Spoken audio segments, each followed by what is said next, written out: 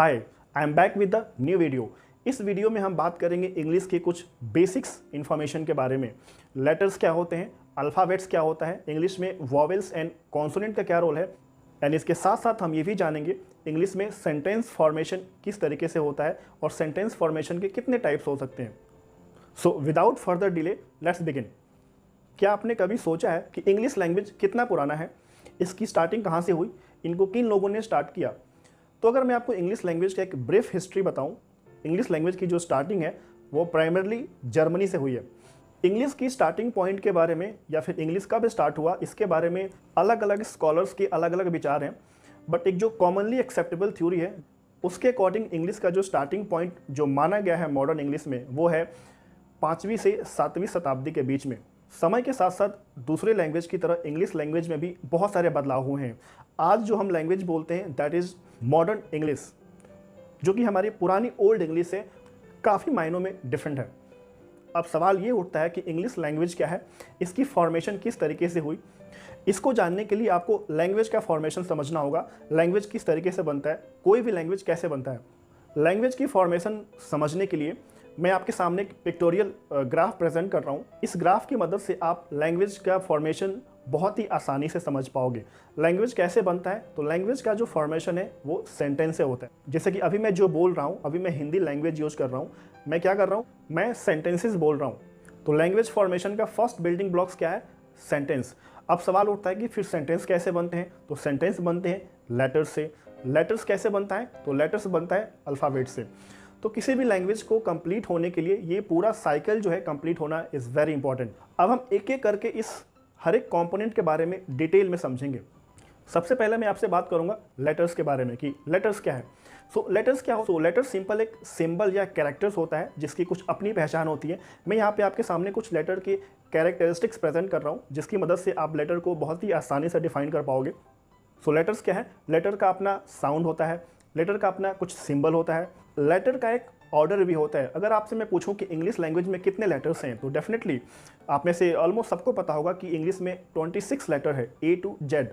क्या हम A to Z में जितने भी लेटर्स हैं क्या हम इनको इंटरचेंज कर सकते हैं? क्या हम B को C की जगह रख सकते हैं? क्या हम C को B की जगह रख सकते हैं?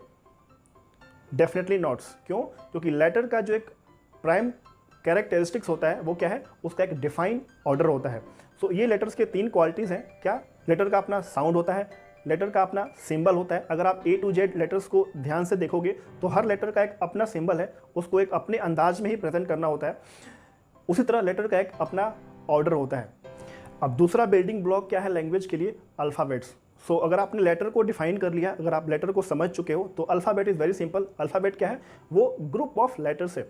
अगर कोई आपसे ये पूछता है कि इंग्लिश लैंग्वेज में कितने अल्फ़ाबेट्स हैं, तो अल्फ़ाबेट्स तो एक ही है, बट उस एक अल्फ़ाबेट के अंदर 26 लेटर्स हैं। तो इंग्लिश लैंग्वेज में क्या है, एक अल्फ़ाबेट्स और 26 लेटर्स हैं, और इन सारे लेटर्स को हम अल्फ़ाबेटिकल ऑर्डर में रिप्रेजेंट करते हैं। तो अल्फ़ाबेट क्या है, अल्फ़ाबेट एक बिगर टर्म है और उसके अंदर सारे लेटर्स आते हैं। सो आई होप आपको एक अल्फ़ाबेट्स और लेटर के बीच में डिफरेंस समझ में आ गया होगा। अब मैं आपसे ये बात करता हूँ कि वॉवेल्स क्या है और कॉन्सोनेंट्स क्या है।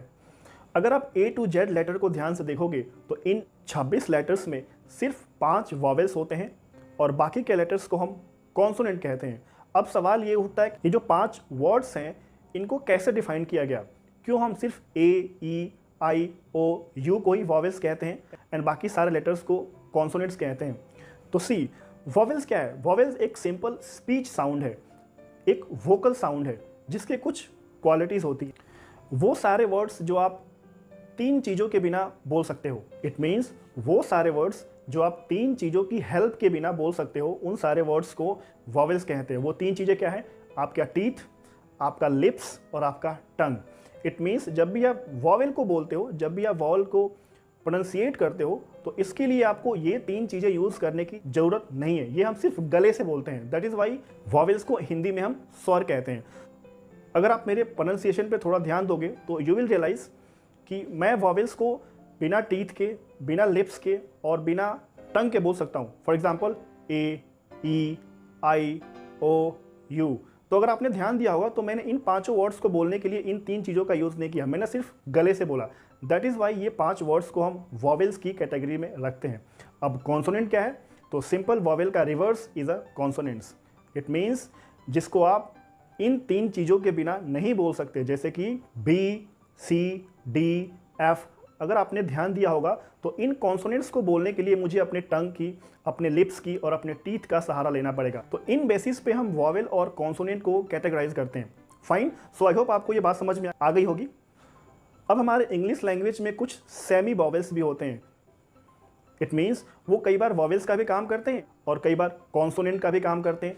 वो कौन से वर्ड्स हैं? तो इन 26 वर्ड्स में जो 2 वर्ड्स हैं, that is W and Y, इन दोनों का रोल जो है सेमी वॉवेल्स के रूप में भी हम कर सकते हैं। इट मीन्स हम W एंड Y को एज अ वॉवेल्स भी यूज कर सकते हैं और एज अ कॉन्सोनेंट्स भी यूज कर सकते हैं। मैं आपके सामने कुछ वर्ड्स दे रहा हूँ, जैसे कि काउ, नाउ एंड हाउ। इसमें अगर आप W वर्ड्स को ध्यान से देखोगे तो इसमें W वर्ड्स को हम W की तरह नहीं प्रोनाउंसिएट कर रहे हैं, इसमें हम W को O की तरह प्रोनाउंसिएट कर रहे हैं। यहाँ पे W का यूज एज अ वॉवेल हो रहा है। अब मैं आपके सामने एक और लिस्ट ऑफ वर्ड्स दे रहा हूँ, जैसे कि वर्क, जैसे कि वर्ड। यहाँ पे W का रोल क्या है? यहाँ पे जो W का जो प्रोनाउंसिएशन है वो बिल्कुल कॉन्सोनेंट्स की तरह है, इसीलिए यहाँ पे जो W का रोल है वो है एज अ कॉन्सोनेंट्स। कुछ और वर्ड्स देखते हैं, जैसे कि येलो। अगर आप येलो को ध्यान से देखोगे, येलो में जो Y का जो साउंड है वो क्या है? वो एज अ कॉन्सोनेंट है। ओके, बट अगर मैं आपके सामने एक दूसरा वर्ड दूं, दैट इज हाइड्रोजन, यहाँ पे जो Y का साउंड है वो कैसे है? आई की तरह है। दैट इज वाई यहाँ पे हाइड्रोजन में जो Y है इसका रोल क्या है? As a vowel. But yellow में जो Y है उसका रोल क्या है? As a consonants. तो आपको प्रोनाउंसिएशन पे ध्यान देना होगा। प्रोनाउंसिएशन के बेस पे हम सेमी वॉवेल्स को डिफाइन करते हैं। मैं आपके लिए इसको थोड़ा सा और आसान बना देता हूँ। अगर आपको सेमी वॉवेल्स की पहचान करनी है तो आपने इन वर्ड्स पे ध्यान दिया होगा, जब भी W एंड Y किसी भी वर्ड्स की स्टार्टिंग में आता है तो वो as a consonant role play करता है। बट जब भी W एंड Y या तो बीच में आए या फिर वर्ड्स के लास्ट में आए तो उसका रोल क्या होता है? उसका रोल एज अ वॉवेल होता है। So this is again a very important concept of semi vowels. Fine, अब बात करते हैं सेंटेंस के बारे में कि सेंटेंस क्या होता है। इंग्लिश में सेंटेंस का फॉर्मेशन कितने तरीके से होता है। तो सिंपल सेंटेंस को अगर डिफाइन करना हो, आपको पता है सेंटेंस का मतलब क्या होता है? Group of words. जब हम बहुत सारे वर्ड्स को एक साथ जोड़ देते हैं then that is called sentence. English language में सेंटेंस का प्राइमरली 4 टाइप्स होता है। पहला क्या है? अफर्मेटिव। इसको हम सिंपल सेंटेंस भी कहते हैं। इट मीन्स वो सेंटेंस जिसमें आप नॉट वर्ड का यूज़ नहीं करते हो, वो क्या है? Affirmative sentence. दूसरा सेंटेंस क्या है? नेगेटिव। जैसा कि इसके नाम से ही पता चल रहा है, इसमें क्या होगा? इसमें नॉट का यूज़ किया जाएगा। इट मीन्स हिंदी में इसे आप नकारात्मक वाक्य कहते हो। तीसरी टाइप का सेंटेंस क्या है? वो है इंटेरोगेटिव सेंटेंस। इट मीन्स प्रश्नवाचक सेंटेंस, जिसमें हम क्वेश्चन पूछते हैं। अब इस इंटेरोगेटिव सेंटेंस के भी 2 टाइप्स हैं। इट मीन्स कि आप क्वेश्चंस को 2 तरीके से पूछ सकते हो। अगर मैं आपसे पूछूं कि क्या आपने इंग्लिश सीख लिया, और मैं अगर आपसे दूसरा क्वेश्चन पूछूं कि आपने इंग्लिश कहाँ से सीखा, अगर आप इन दोनों सेंटेंस पे थोड़ा ध्यान दोगे तो आप समझोगे कि जो पहला सेंटेंस था, जैसे कि क्या आपने इंग्लिश सीखा, इस सेंटेंस का, इस वाक्य का जो आंसर है वो आप सिंपली हाँ ना में दे सकते हो। इट मीन्स आप येस और नो कह सकते हो, और जो सामने वाला जो स्पीकर है जिसने आपसे ये क्वेश्चन पूछा है वो आपकी बात से वो समझ जाएगा। अब जो दूसरा सेंटेंस है कि आपने इंग्लिश कहाँ से सीखा, इस सेंटेंस का आंसर आप हाँ ना में नहीं दे सकते। आपको एक प्रॉपर सेंटेंस देना पड़ेगा कि आपने इसको कहाँ से सीखा। इसीलिए इंटेरोगेटिव सेंटेंस के 2 फॉर्मेशंस होते हैं। आगे आने वाली वीडियोस में मैं आपको बहुत ही अच्छे से समझाऊंगा कि इनका फॉर्मेशंस कैसे होता है, इनके रूल्स क्या है। फाइन, सो थर्ड क्या है? Interrogative sentence. Now coming to fourth one. Fourth sentence जो है वो है इंटेरोगेटिव नेगेटिव। इट मीन्स जिसमें आप सवाल के साथ साथ नॉट का यूज़ करते हो। इसके भी 2 टाइप्स होते हैं, जैसे कि क्या आपने इंग्लिश नहीं सीखा। सेकेंड टाइप क्या होगा?